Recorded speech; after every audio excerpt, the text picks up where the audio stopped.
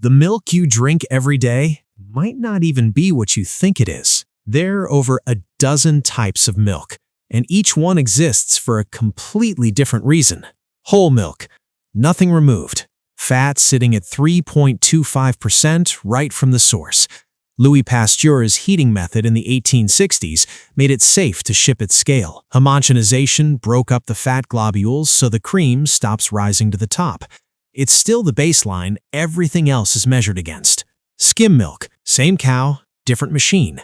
Centrifuges spin the fat out until less than 0.5% remains.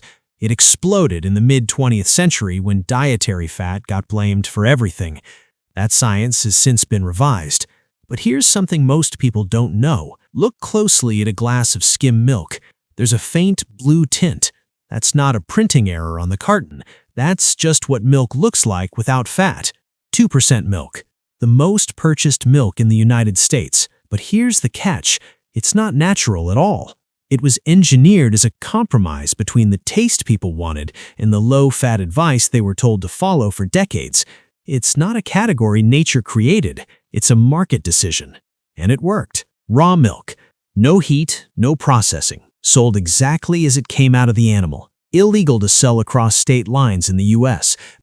The debate over enzymes versus bacterial risk has been running since the early 1900s. It hasn't landed anywhere clean yet. Lactose-free milk.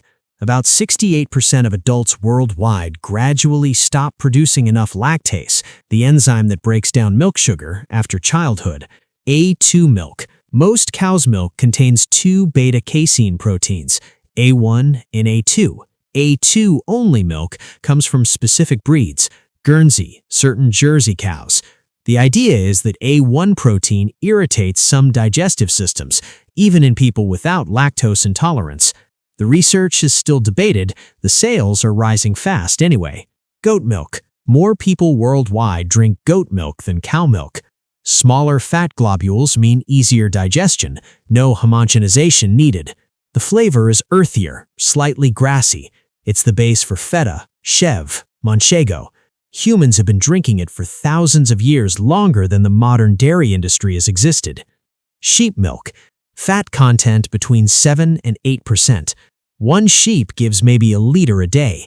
That's why you almost never see it sold as a drinking product. The volume simply isn't there.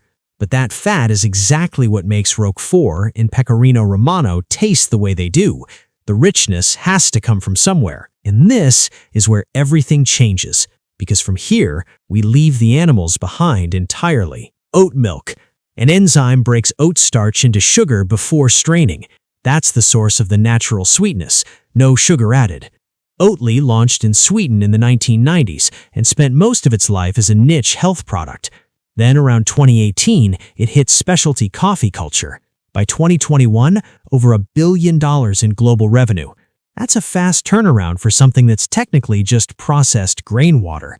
Almond milk.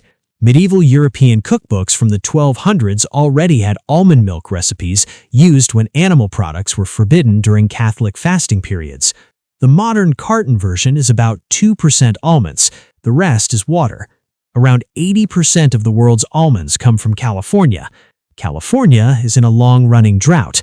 That tension has no resolution yet. Soy milk.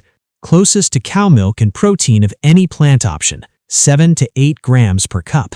Consumed in China for over 1,000 years. Dominant dairy alternative in the West until oat milk took the lead. Concerns about phytoestrogens have been studied extensively. At normal dietary amounts, current evidence doesn't support the alarm. Coconut milk. 2 completely different products, one name. The canned version, thick, up to 24% fat, used in curries and desserts across South and Southeast Asia. The carton version, thin, mostly water, sold as a dairy alternative in Western supermarkets. Same source, almost nothing in common nutritionally. Nearly every version of milk, animal or plant, was invented to solve a specific problem. The glass in your hand is the result of thousands of years of people solving problems you never had to think about, and once you see it, you can't unsee it.